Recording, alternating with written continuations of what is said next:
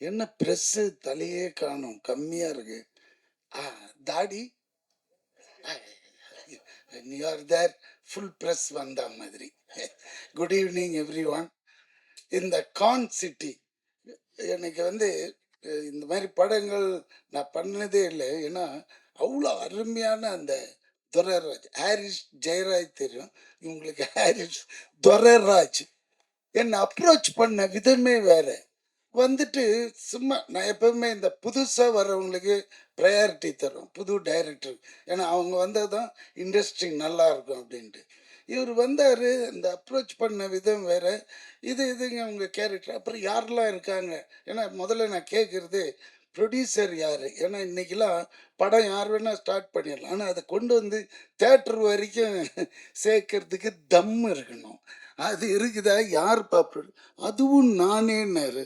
பார்த்தா 5 அடியில் தான் இருக்கிறாரு. இவ்வளோ பயங்கரமான ஆளாக இருக்கிறார் அந்த ஆள் அப்படின்ட்டு. சரி ஆர்டிஸ்ட் லிஸ்ட் சொல்லுன்னா பாபு எல்லாரையும் யோகி பாபுலாம் இருக்கும்போது அப்புறம் எதுக்கா நான் இவ்வளோ இது எடுப்பியா நீ அப்படின்னா. ஏன்னா அதில் டெய்லியில் 100லேருந்து 150 பேர் என்னோட ஒரு சீன், எனக்கும் அந்த அர்ஜுன் தாஸ்க்கும் இருக்கிற காம்பினேஷனே. அப்புறம் இந்த அருள்தாஸ், இந்த 3 பேருக்கு 150 பேர் வேணும். இது ஜூனியர் ஆர்டிஸ்ட். இதெல்லாம் பண்ணுவானா இந்த ஆளு? கேட்ட சம்பளத்துக்கும் ஓகேன்ற, கேட்ட அட்வான்ஸும் தூக்கிட்டோமான்னு வச்சுனா டேபிளில்.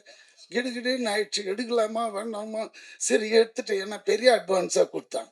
அதனால லாபக்குன்னு எடுத்துட்டு நேராக பண்ணேன். ஏன்னா நம்மளை விட 4 மடங்கு கொடுப்பான், 10 மடங்கு கொடுப்பான் யோகி பாபுக்கு. அப்போ யோசிச்சு கணக்கு போட்டேன், கொஞ்சம் வெயிட் பார்ட்டி தான், அங்கே போய் பார்க்கலாம் அப்படின்னாக்க. உண்மையிலேயே அந்த மாதிரி எடுக்கிறாங்க. ஐயோ ஆச்சரியம் பட்டேன். தைரியம் அதுதான், தில்லு. அந்த டைரக்ஷன் என்னன்னா அவனே எல்லாமே one mind show and nice. அந்த டிஓபி கூட பார்த்தீங்களே, என்னது ஃபாக்ஸியா பவுன்சியா? அந்த ஃபாக்ஸி இங்கே தான் அந்த பேண்ட் ஷர்ட் போட்டு முழுசா வரான். அங்கே வரும்போது பிக்னியில தான் வருவான், எல்லாமே திறந்து கிடக்கும். யாருமா இவன், இன்னமும் ஹாலிவுட்டு டிஓபி மாதிரி வரான். பிகாஸ் நம்மளுக்கு அந்த மாதிரி இருந்தால் ஜாலியாக இருக்கும். சில பேர் வருவானுங்க, புர்றன்னுவானுங்க, வேன்னு கத்துவானுங்க. அதெல்லாம் வேலைக்கு வந்தான், இருக்குதே தெரில. ஒன் ஆஃப் த பாய் மாதிரி சுற்றினே இருக்கிறான். அதுக்கேற்ற மாதிரி அவன் அசிஸ்டன்ஸுங்க டக் டக் டக்குன்னு செட் பண்ணிடுறானுங்க. இந்த துரைராஜ்கிட்ட இன்னொரு ஸ்பெஷாலிட்டி என்னன்னா, என்ன எடுக்கணுமோ அதை மட்டும் எடுத்து அழகாக அனுப்பிச்சி விட்டுடுவான். சார் நீ கிளம்பிடலாம். என்னை ஒரு நாள் முன்னாடியே பேக்கப் பண்ணி அனுப்பிச்சிட்டான். தம்பி நல்லா யோசிச்சுக்கோ, வேற எதுனா இருக்க?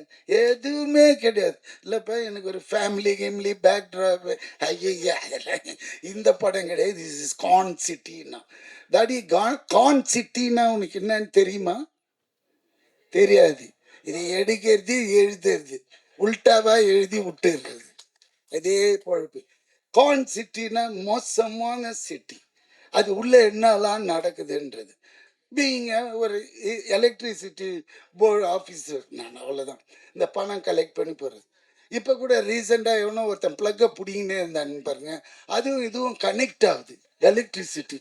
என்னடா போன வாரம் தான் இவன் எடுத்தான் நம்மளை வச்சு. இப்போ பார்த்தா ஒருத்தன் குடிப்பானா, நேராக போவான், ப்ளக்கை பிடிங்கி போனான். அது இவ்வளோ பெருசு. அதே மாதிரி செட்டு போட்டாங்க இவன்.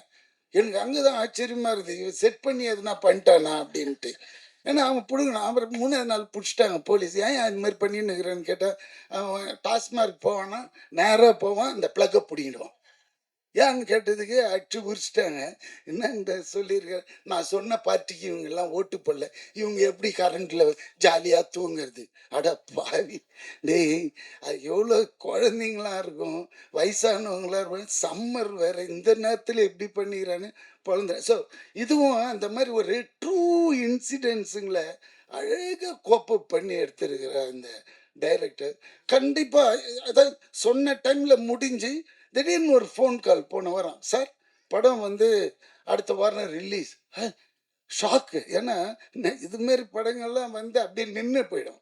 ஆனால் இது கொண்டு வர்றான் பாருங்க, அங்கே தான் தம்பி உன்னோட பேக்ட்ராப் என்ன பண்ணாக்க அசிஸ்டன்ட்றான், இபின்றான், எதுவுமே சரியில்லை, எல்லாமே நெகட்டிவாகவே விழுது மார்க்கு. புரியுதுங்களா? ஏதாவது ஒரு வசதிப்பா அப்படியே ரொம்ப கஷ்டப்பட்டு தான் வந்தேங்க லைஃப்ல. ஐய்யய்யோ! அப்பா இவ்ளோ இதுவா இருக்குது அப்படின்னு நம்மளுக்கே பாவம் தோணுது. ஆனா, நல்ல ட்ரீட்மெண்ட்டு, நல்லா வருவாரு.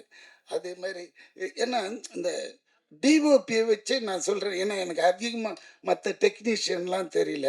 அதே மாரி இந்த நேரத்தில டிஓபின்னும்போது எனக்கு இன்னொரு ஞாபகம். நான் இன்ட்ரோடியூஸ் பண்ண என்னோட படம் விண்ணை தாண்டி வருவாயில்ல மனோஜ் பரமஹம்சா.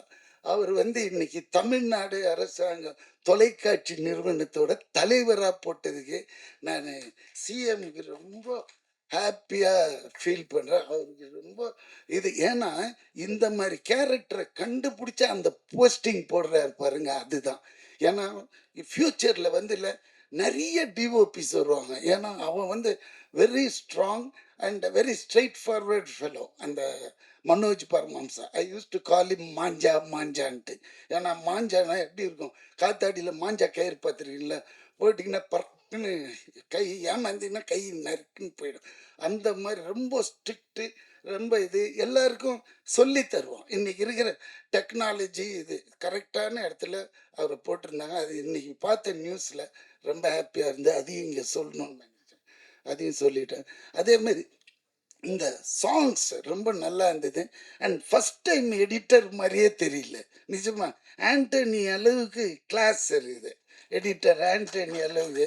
இது நிஜமாவே ஏன்னா, இப்பல்லாம் படம் பார்க்கறதுக்கு நீங்க என்னதான் பண்ணாலும், இவங்க பிரஸ் கொண்டு போய் சேர்த்துருவாங்க. என்ன பண்ணணும், இது எப்படிலான்ட்டு. பட் இருந்தா கூட கன்டென்ட் இருந்தா கூட அதுல இருக்கிற ரா மெட்டீரியல் யாருன்னு பார்ப்பாங்க. அந்த காலத்துலலாம் நம்ம பார்ப்போம். ஃபாக்ஸ், வார்னர் பிரதர்ஸ்னா கண்ணை மூடிட்டு டிக்கெட் எடுத்துட்டு உள்ள போய் படம் பார்ப்போம். இங்கிலீஷ் படங்கள், ஹாலிவுட் ஃபிலிம்ஸ். ஏன்னா அவங்க சும்மா கை வைக்கணும். இப்பெல்லாம் இங்கே எப்படி பார்ப்பாங்கன்னா, இதில் யார் ஆர்டிஸ்ட்லாம் இருக்காங்க. அப்படி பார்த்தீங்கன்னா, இந்த வடிவுக்கரசி அம்மா, பாபு, அப்புறமா இந்த இவர் அர்ஜுன் தாஸ், அப்புறம் இவரெல்லாம் செம குணச்சித்திர நடிகராக போக வேண்டியது. அப்படி மூஞ்ச காய்ச்சி இப்படி கசக்குனாலே இந்த அருள் எதிர இருக்கிறவன் குடல்லாம் பிறண்டுடும். அந்த மாதிரி நடிகராக இருந்தாலும் நிஜமாவே கேமராமேன்லாம் கீழே விட்டுட்டு ஓடிடுறான். இந்த ஃபாக்ஸி இவர் கத்துற கத்துக்கு இந்த மாதிரிலாம் பேச பசங்க அப்படின்னு இல்லை நான் அது கரெக்டாக வர மாட்டேன் அவன் திருப்பி வரணும் இப்படி அது மாதிரி இங்கே போய் நில்லுன்னா ஒரு 4 கொஸ்டின் கேட்பார் அவர் எதுக்கு என்ன அங்கே நிற்க சொல்கிறேன் அப்படின்னு அந்த மாதிரி பயமுறுத்துவார் இது அந்த மாதிரி ஐயோ அண்ணாச்சி என் கூட காம்பினேஷன் இல்லை இதில் பண்ணியிருக்கீங்களே வெரி குட் அண்ணாச்சி கலக்குவார் நிஜமாவே அவர் கூட வேற ஒரு படம் பண்ணியிருக்கேன் இன்னும் அது வரல இல்லை வராது அதனால இந்த படம் உண்மையில எனக்கு அவ்வளோ ஹாப்பினஸ்ங்க ஒரு படம் ரிலீஸுக்கு வருதுனால சந்தோஷம் அவ்வளோ ஹார்ட் ஒர்க் அவ்வளோ கஷ்டங்க சாதாரண விஷயம் கிடையாது அந்த மனுஷன் பாவம் எவ்வளோ நாள் தூங்கியிருப்பான்னு தெரியாது ஆரம்பிச்சுட்டு ஏன்னா அவ்வளோ ஏன்னா இந்த படம் வருமா வர அப்படிதான் இன்னைக்கு இருக்குது நிலைமை அது தேட்டரில் கொண்டாந்து இது கண்டிப்பாக ஹிட் ஆகி உங்களுக்கு பெரிய லெவலில் ஓடிடியில் உங்கள் பின்னாடி துரத்தின்னு வருவாங்க ஏன்னா இங்கே ஓடுனா தான் அவங்க வருவாங்க அது மாதிரி ஸோ இந்த படம் பெரிய லெவலில் ஹிட் பண்ண உங்களோட ஒரு தடி கொஞ்சம் வசதியாக ஏற்றி விடுன்னா ஆமாம் ஏன்னா அப்போ தான் தெரியும் ஜனங்களுக்கு ஒரு நம்ம ஒரு சொம்பு குடம் வச்சிருந்தாலும் தட்டி காய்க்கணும் உள்ள தண்ணி இருக்குது ஃபுல்லான்ட்டு வெறும் குடம் நினச்சி போயிடுவாங்க அதனால கொஞ்சம் தட்டி காட்டி தலையை ஆட்டுதாப்ப காஃபி கீஃபி டிஃபனை கொடுங்கப்பா ஓகே பாய் பாபு கரெக்டா அடுத்தது நீ கொஞ்சம் கலக்கி விட்டு ஓகே பாய் பாய் ஹீரோயினை சொல்லவே இல்லை எப்பவுமே எனக்கு ஒரு பேடுங்க ஹீரோயின் கூட இருக்காதா நம்ம ஒரு சப்போர்ட்டிங் ஆக்டர் இந்த ஹீரோ கூடயே ட்ராவல் ஆகிட்டு போயிடுவோம் இந்த ஹீரோயினுங்க கோச்சின்னு மனசுக்குள்ளேயே திட்டிக்குவாங்க சும்மா போகும்போதே தடி விழுந்து பல்லு கில்லு வச்சுக்கும் அதனால அம்மா எதுவும் இது பண்ணது எனக்கு அவ்வளோ தெரியும் ஏன்னா அந்த அம்மாவும் எனக்கு தெரியும் ஒரு 20-25 இயர்ஸ் அதனால பேசிட்டேன் என்னடா அர்ஜுன் தலையை குனிஞ்சு சரியாது okay bye take care I love you all.